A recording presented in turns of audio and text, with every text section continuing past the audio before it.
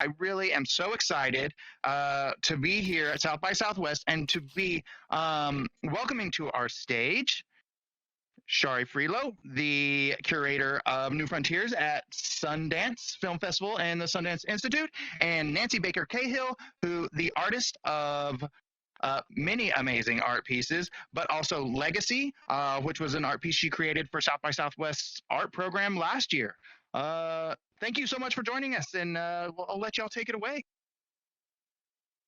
Thanks, Blake. Hey, Nancy. Hi. Hi, everyone. Thank you so much for being here. Yeah, thanks for coming, and Blake, thanks for having us for this conversation. You know, it's really great to share the stage with the extraordinary Nancy Baker Cahill. And I think that, you know, we've been invited here to discuss public art, and I think it's a really timely discussion as the terms public and public spaces are seeming to radically shift, particularly in these past years, with so many of us denizens in the quote unquote public we're living our lives on the biodigital terrain on various online platforms. The public art, if you look at it, look it up in the Wikipedia or on the interwebs, it's often defined as works that are commissioned by public institutions for public consumption in public settings.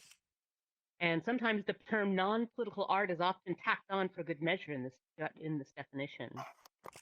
To further complicate the term, definitions also distinguish public art from street art or graffiti art. So when you're considering AR works, such as, for instance, the Monuments Project by the group Movers and Shakers in New York, which enable people to use their cell phones to replace racist and colonial monuments, such as Christopher Columbus and Columbus Circle, with the image of Toussaint Louverture. Is this public art or graffiti? Or are we in need of a new lexicon for what we consider what is public art and what is public space? So that's just sort of to kind of set up what this conversation is. And Nancy, I'd like to start with you talking about the work that you have here at the festival, Legacy. As I understand it, it was originally intended to be a site-specific work, publicly accessible for a location in Austin. Can you tell us a bit about the work and how you pivoted the form in the light of current health restrictions to create a work that is now showcased in the festival? Yes, absolutely. Thank you so much, Shari, and it's an equal honor and a pleasure to share the stage with you. Hi, everyone. Yes, I'm so fortunate. Last year, I guess it was over a year ago, Blake invited me to create a site-specific AR public artwork. And because this particular type of artwork has been a huge part of my practice for years, I was really excited to do it. And part of my process, anytime I do anything that is site-specific and will have any kind of an impact on the community it intends to serve, we might call it the community, we might call it the public. This is something that we'll get into. You know, what does that actually mean? I started asking questions. You know, what about Austin? What are some of the urgent issues that concern, you know, the citizens of Austin right now? And among the themes that really kept resurfacing were climate change and gentrification, and also the ways in which those two things are very much linked. So, and we had all these really fascinating conversations on site about trees, tree ordinances, and I started thinking about communities and roots and the sort of symbol of a tree as this very powerful network, you know, symbol of a network and of a community, and all of the ways in which those things are being disrupted, both by this, you know, climate change and also by gentrification. And so I designed in VR first and foremost, because that's part of my Byzantine process. Is I first draw on paper, then I draw in VR, then along with my team we translate that VR asset, if it's going to be AR, into AR, and then upload it into our app. But in any case, I designed the AR experience, which we really talked about a lot of different physical sites. Let's call it, you know, I don't know if we're going to say IRL or AFK or whatever, but sites in Austin, shared space where we could put it. And I designed the piece to really reflect as much of the content and conversations that we had. So in other words, I knew that the sunsets here are glorious and generally violet. And so I used a lot of the colors and impressions of those sunsets in the construction of the tree. But I also wanted the tree to serve as a metaphor itself. So, the sort of bottom of the tree, the roots of the tree are very organic looking. And I used my own sort of mark making and brush strokes to make that. And then they become increasingly corporatized. So glass and mirror. And of course, y'all have this great bat population. And so I really wanted to incorporate the murmurations of bats in the chaotic animation that unfolds. And so for those of you that have seen it, you already know this. But basically, the intention was that we would have people standing in the park outside of the convention center, and above them overhead there's a tree as if it's been ripped up from the ground. It spins slowly and then suddenly turns upside down, cracks in half, and spins chaotically, and then it resolves at the end. So when we had actually just installed it on site, we geolocated it, and Blake said to me, I think he called me the next day, was like, this is such a bummer, but we're gonna have to postpone. So, as Shari mentioned, I needed to pivot. And because I had originally created it in VR, but I hadn't created a real VR experience, I just used the VR for the basic architecture of the piece, it allowed me to create a new type of immersive space, a more theatrical space where I had more control over the elements, over sound, and some of those other sort of immersive design choices that could amplify the goals of the work as an immersive piece. So that's the story of Legacy for today. That's interesting. Given that the work, you're creating the work digitally, and bringing it into VR, how did you think about it in the rubric of public art? And the context of it being a VR experience, did it speak or relate to its original context as a public art? Well, I think it's necessarily, I don't want to say compromised by that, because we could say we are currently, I wouldn't call this a public space, but I would call it a shared immersive space. And so to that end, there is overlap, right? So when you're in the world, quote the world, and I do tend to think of, quote public space we've been struggling with this in our conversations. What do we call that space? But so can it serve the number of people? Can it reach the broadest possible audience? Is it extremely accessible? No, it's not. There's a barrier here, there's a gate. And that's another thing that distinguishes it from the AR version, of course, which is gateless. Other than the fact that you, of course, at least with my work, need to download an app, and so you need to have, obviously the tools to do so. But it still occupies shared space, but it's more theoretical, I suppose. Yes.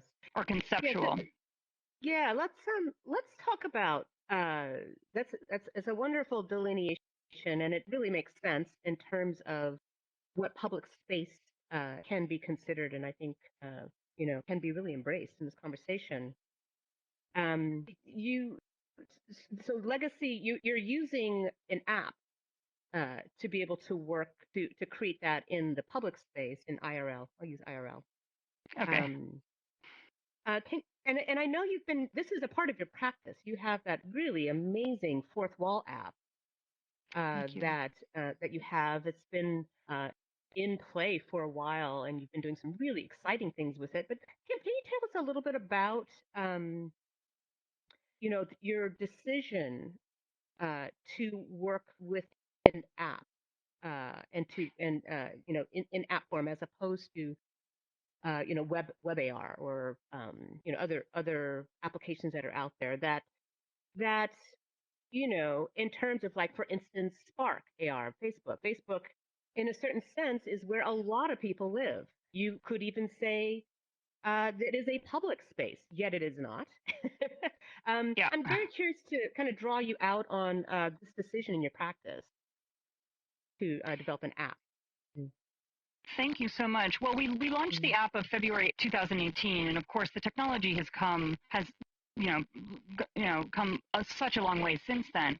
WebAR is something I've been toying with, grappling with for a while, but because I originally created the app, as a means of creating more access, I originally created it, frankly, back to VR because it was less accessible. It required hardware. There were these barriers to entry.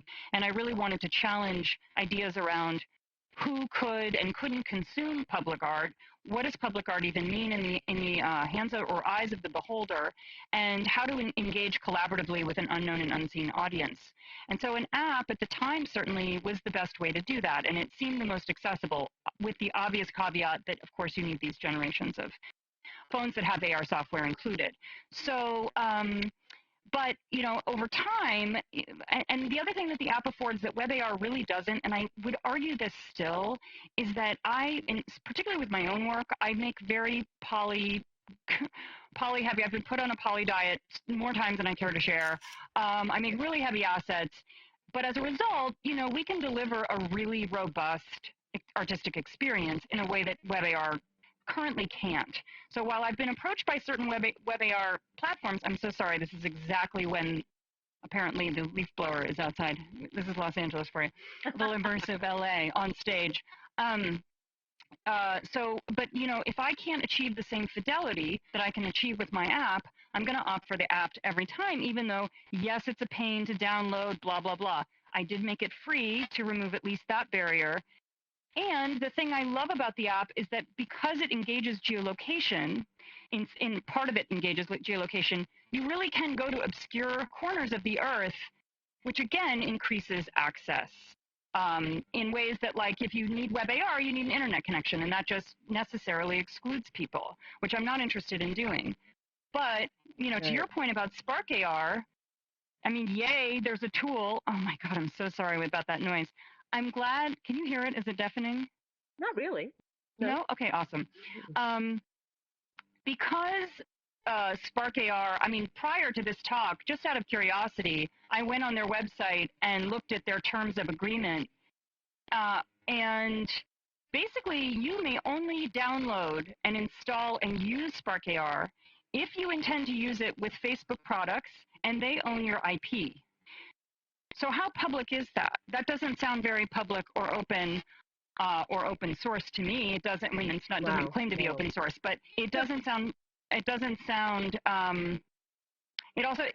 Anyway. So that offers a whole host of other challenges, and I feel very fortunate that I have a platform that allows me to collaborate with other artists and create my own work without having to go through any gatekeepers, essentially. Yeah. That's super interesting, and something, because this it is a wondrous world that we're living in here with the biodigital terrain, and this audience of wizards really are a part of, like you, Wizard Cahill, are really a part of creating something really wondrous in terms of a new ways of civic participation, new ways of artistic expression that really evoke the sense of freedom, right? Freedom, artistic freedom, civic freedom. But it's often hidden in the terms of condition how free or maybe unfree that terrain might be. And I think this is why, Blake, thank you for inviting us to have this conversation. It's so timely because of this dynamic of, how we think about and define public spaces vis-a-vis the proprietary platforms that we have come to originally with utopic promise of expanding uh, this discourse and expanding expression, but we don't really own it. And so speaking of freedom, it's oftentimes free to use these platforms, Yep. and and it makes it more accessible. It makes more people be able to access the technology and create expressions. But is free to, is this free? Is it really free? And I would love to maybe draw you out a bit more about your decision to make the investment to create an app, because that's an investment. Uh, how would you weigh what you the effort that you had to put in to create an app versus what you might have gotten by continuing your practice, like uh, proprietary platforms? That's also a fantastic question, and I love the way that you framed it. I mean, I think like most artists, I enjoy learning and using tools to learn some of these tools because they are miraculous tools.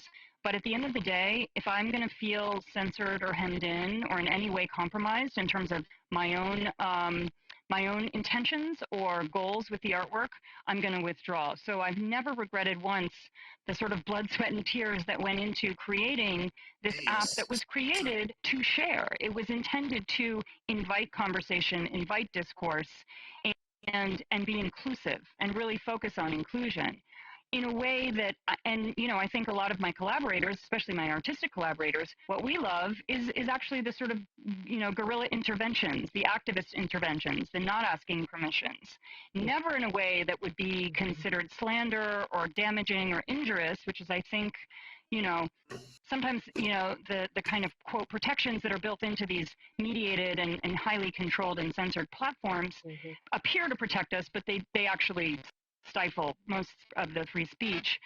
Also, just there's the question of ownership, right? And what have you created that is yours? And there's all kinds of, I mean, we won't even get into blockchain technology or any of that, but like I agree with you. I think that in lieu of just kind of signing up for something because it's available, to imagine how we can innovate, work around, subvert, create new conversations, new technologies, use the technologies in ways that are unexpected or unorthodox, that those are the ways that we can, because you're not, if you go up against a monolithic corporate giant, you lose. I mean, always, 100% of the time. But if you kind of burrow down or around or through, I think there's a lot that's possible. And I think what's beautiful is that so many people are becoming fluent in these tools, are becoming confident using them. And my hope is that, through different types of funding, which is always the sticky wicket, always, people might start to build their own platforms that may not be able to compete on a huge level, but will allow them to achieve what they want to achieve as artists and as collaborators. That's since funding question certainly is sticky and it is a barrier to entry. But there's another way of also thinking about it in terms of, down the line, owning your own IP versus giving your IP away. As this world develops, may find opportunities to recoup your costs and to just really be able to control your IP. After all, no one picks up a device unless there's content there to touch. And hopefully we will see a world where artists can participate in the data economy in a more sustaining way, if not a lucrative way, because after all, content is the carrot to the data economy. 100%. There's also the philosophical aspect to this as well, and I'd love to draw you out on your fourth wall app, and your and the engagement that you have through the app with other artists, and the kinds of work that's being generated, in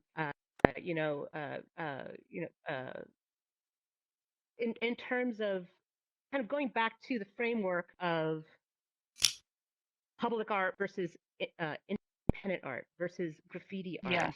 And like all of with the mover and shaker instance, if you use an AR app to make Christopher Columbus Toussaint Louverture, is that graffiti or is that public art? Now you have you did your project in New Orleans has engages with this rubric of questions. Could you tell us a bit more about that?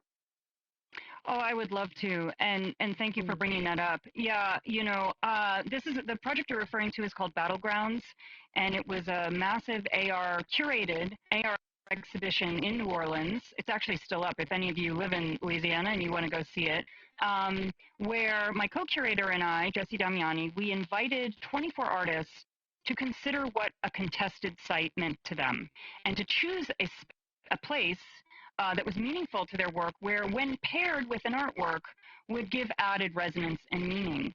And that was a deeply profound experience. We did not ask permission. And, the question of graffiti versus, and just parenthetically, that exhibition was a game changer for me because I also, back to the primacy and I should say supremacy of great content and of rigorous work, those artworks, those pairings are among, to me, the most powerful that I've ever experienced because they are charged, they are devastating, they are beautiful, they are so rich in content. And by the way, super simple, not big flashy spectacle AR. We're talking about PNGs and oftentimes a sound file, an AR sound file. So really very much about the immersive experience of standing in space, and understanding what the artist was trying to say in that space by this pairing. And but to your point about graffiti versus independent versus public, as someone who's worked in the quote public realm for as long as I have and has often been labeled someone who works with public art, as we were really grappling with this idea of what does public mean, given that, there's digital public, there's IRL public, there's it's exactly what you were talking about, biodigital terrain. What does independent mean? I looked up, even when I looked up public art, museums are considered public institutions. And part of why I created the Fourth Wall app was to get away from institutional permissions. Because all museum collections, I don't care how progressive or whatever you are mediated by the members of your board. And a lot of that is very, it's private money. And so choices are made, right?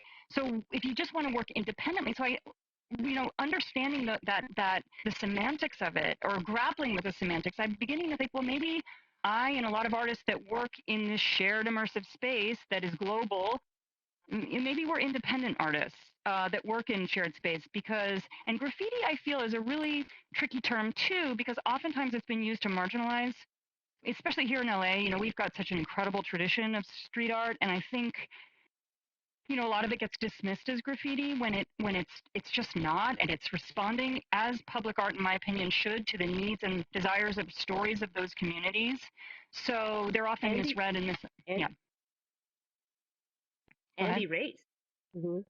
And erase, exactly. Mm-hmm. And of course, that's the beautiful thing about AR too, is that it allows us to tell stories that have been erased, to share stories that have been erased or untold, and to do so in a way that isn't didactic, that is somehow that and it occupies that beautiful space of memory.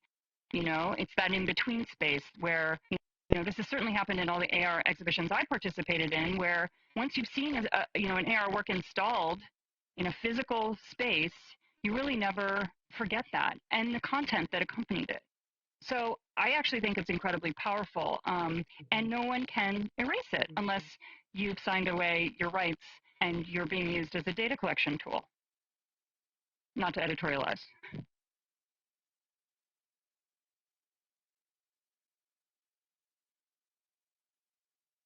I think you might be muted, Shari.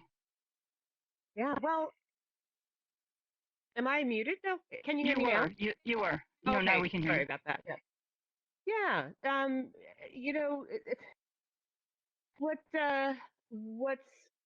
What's interesting about I probably speak for a lot of the people in the audience, and that hacking is a really fun thing to do. Graffiti hacks. Graffiti hacks, the aesthetic of the streets. It hacks a popular sensibility by inserting another kind of dynamic and energy into the public sphere. But at the same time, that term hacking has also been embraced by various institutions, government institutions, and just in popular culture now as a bad thing, as a negative thing, as a threatening thing.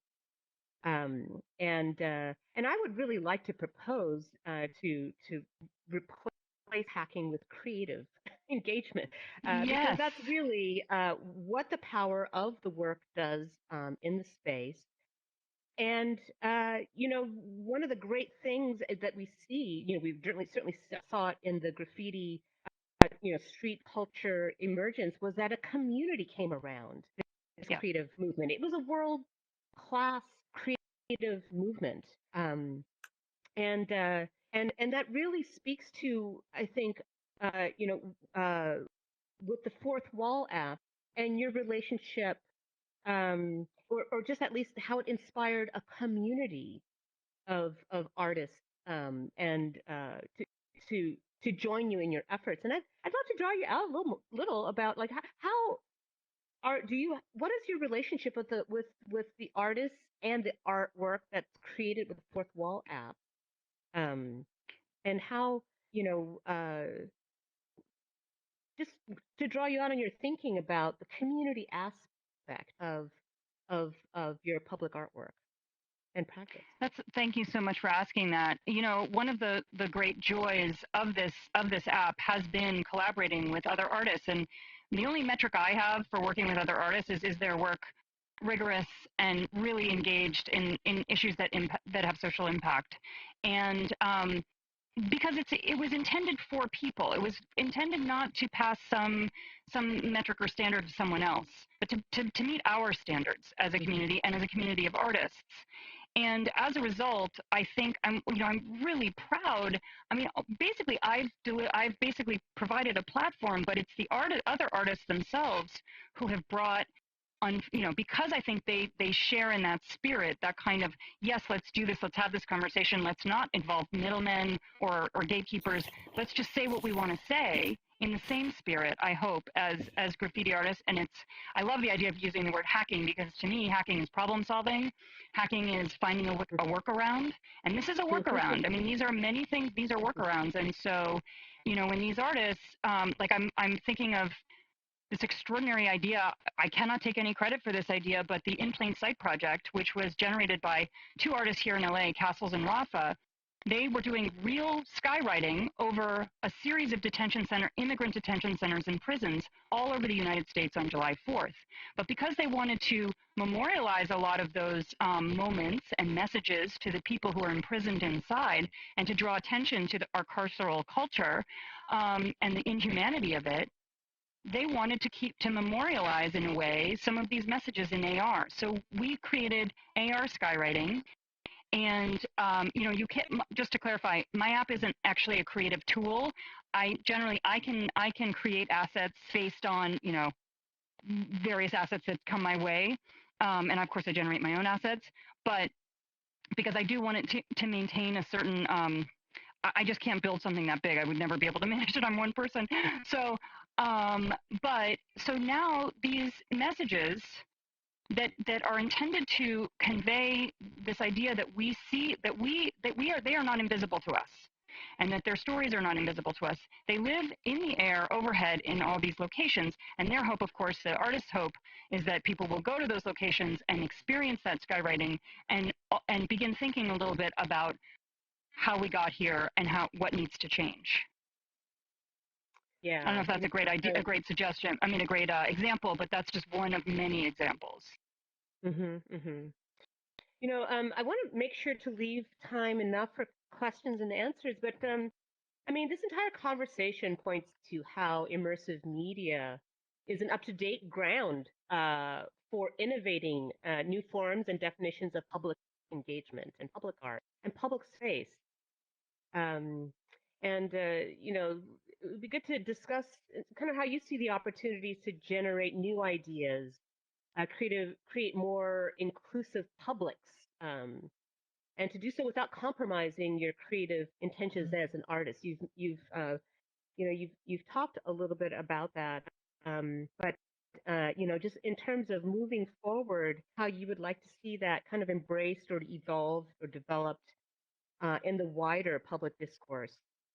In terms of what is public space, what is it at this juncture? I mean, I think that more than anything, the pandemic really has forced that question into very sharp relief. And, is Clubhouse public space? We know that, in fact, it is, right? Because it's already been it's already been hacked. Voices have been printed. I mean, it's all been recorded. Great. But yeah, I mean, this is social VR, social media, all these, the blockchain. But I guess what I imagine and hope for the future is a lot of collaboration. I read a book earlier in the pandemic, or a portion of it, I'll admit. The most important part for me was the first part, by Donna Haraway, original author of the Cyborg Manifesto. She has a new book called Staying with the Trouble. And in the book, she really talks about this, she uses this term called sympoiesis, which means essentially creating together, making together. I think it's going to require a lot of sympoiesis, a lot of collaboration, a lot of patience, a lot of generosity, and a lot of I don't know if I can say this on the stage, Blake. I hope I don't get in trouble, but fuck no energy. No, we're not going to accept what's been put. We want to forge our own paths. Yeah, you know what I'm saying?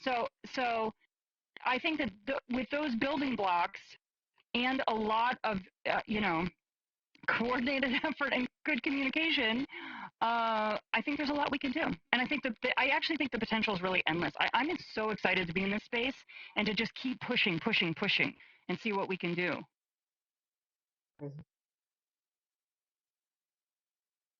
I love that you brought Donna Haraway onto stage.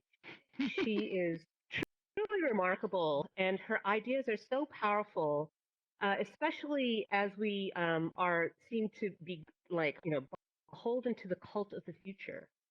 And what happened, I can't tell you how many people want me to talk about the future, right? And it probably happens to all of you, and you find yourself even pitching things on the future. But what Donna Haraway reminds us is that we are worlding with each other, and it keeps that discourse right in the present. It keeps it in a responsible place of the decisions and the actions that we make today are not only just us independent, but we're doing it with other people. We're creating the world as we move and take action, and we're doing it with each other. We're not separate. So, with that, on that note, I'd like to open the conversation up to any questions or comments from the wizardry on the other side of the stage. And I think, Blake, maybe do we? You have to be unmute, right? And to raise your hand so that hopefully I can recognize. There is a. Oh, okay. So there are a couple of hands. There's Kate Wellham. Kate Wellham. Kate Wellham. Would you like to please have your question? But we cannot hear you. I think you might need to unmute. Ah, there you are. Can you hear me now? Yes, we can. Yes. Thank you. Great.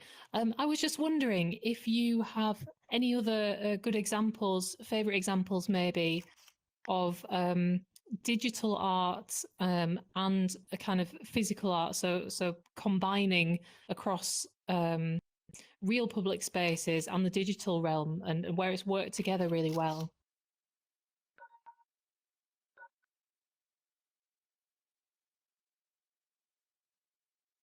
Sorry, that was my alarm. I also I haven't heard a word. Were you able to hear the question?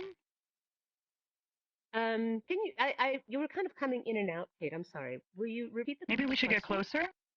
Yeah, maybe. Sorry, can you hear me any better now? Yes, I can. Can you, Great. Nancy? I cannot. No, but okay, I'll repeat it. Okay. I can have to repeat it. Go ahead, Kate.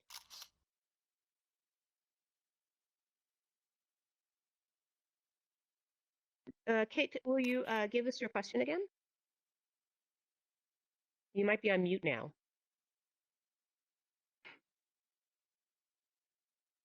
We can't hear you. No. There you are. I can hear you now. Yep. Okay. Just looking for some examples of projects that spanned both the physical and digital world in public space that you particularly liked.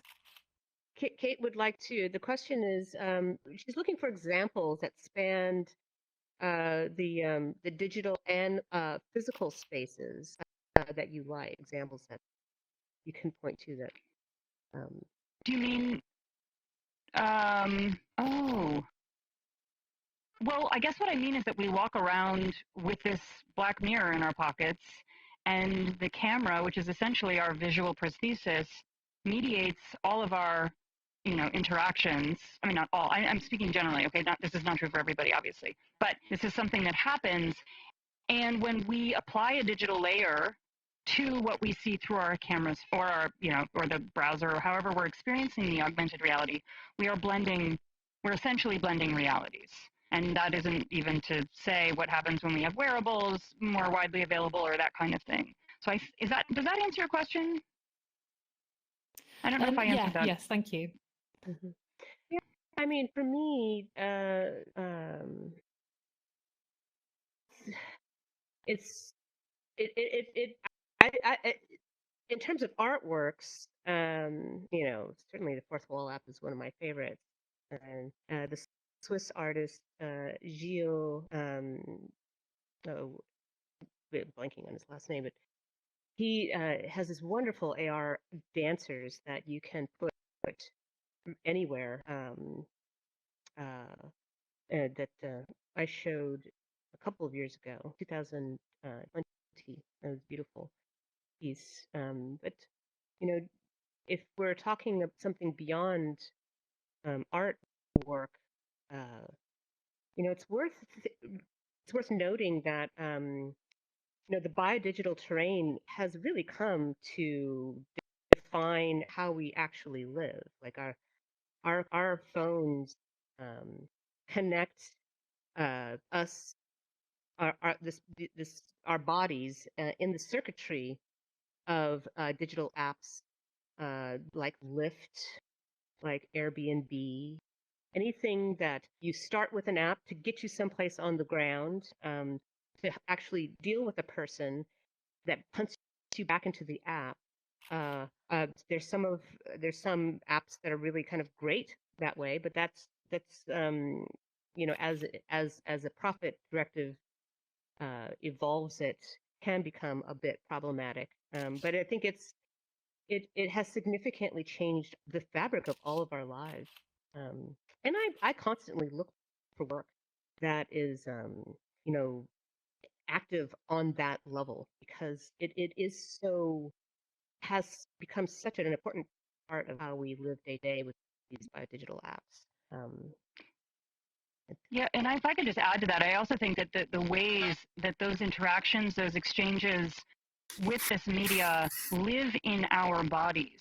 Like, it really is embodied cognition as we move through, something you see on a social, some comment, like if you're getting trolled or someone says something wonderful about your thing, that has a direct emotional and embodied impact on your body. And that's how one of the ways I know, or back to art, when that image, that pairing lives in your brain as memory, as a ghost. I don't know. I think that's one indication of just how integrated it is. And I think for myself as an artist, anyway, I feel it's really important to be critically mindful of the impact of these, not just tools, but the apps we engage with as they shape us. And as some of these algorithms begin to really predict and control our behavior, it's always good to to enjoy them and use them in all of our, how would we have survived the pandemic without this ability to communicate? However, there's always a cost and there's always an impact. And so just staying really aware of that and educated about it seems important to me. That's what I think as an artist and as a citizen, actually. I'd like to go to the next question, and while you pull up the mustard to raise your hand, Kate, I do want to underscore the work of movers and shakers. Also, Idris Brewster, and I think his name is Glenn. Glenn. Yes, Glenn, right? Yep. They have a wide range of works. They're young, and really inventive and very fresh body of work that I would definitely point you to as well. That's some of my favorites. emerging works. Any Me other too. questions or comments? I can't tell if It looks like in is the there. middle of the room, Yes, BDRCE. BRCE. Is that you? No, The blue shirt? Yeah. Please, let's have no, your I'm question. good. I don't have one, sorry. Oh, you don't why I have one. can't Sorry. Okay. Yeah, I got on here a little late, so. Maybe someone in the back. It looks like Oh, okay. Lorianne. Oh, Yes, please. Oh no, I false alert.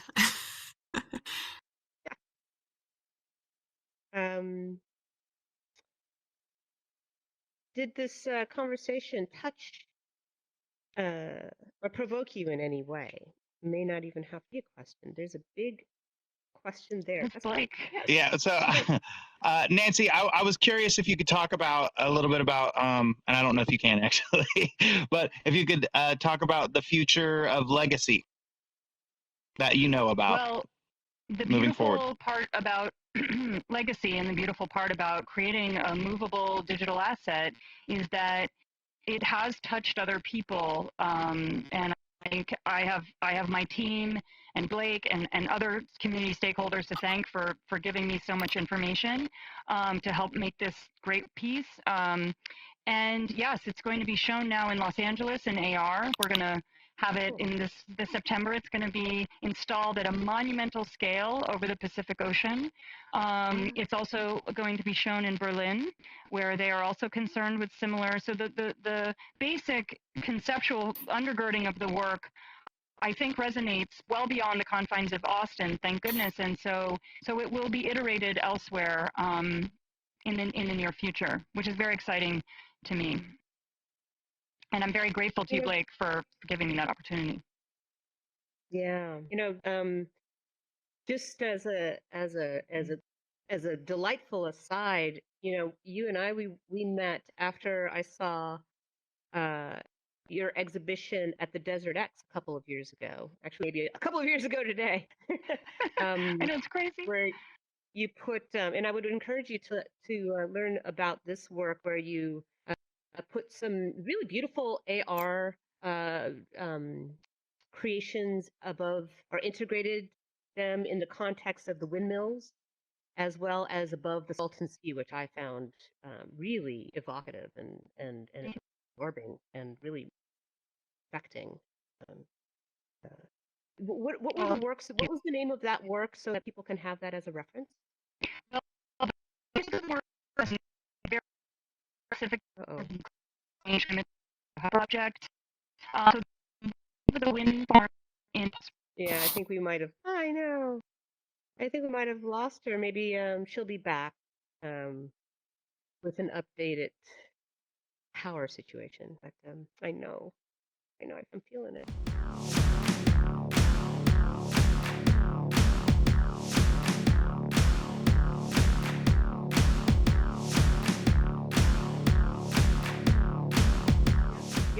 Yes, no, Judy? Yeah, I was just wondering if we would just want to go downstairs to say hi or bye to MBC because she's really just on the first floor, so we could end this all together. But it's up Oh, wonderful. So Nancy, I understand that you're downstairs. We're all going to go down there and join you.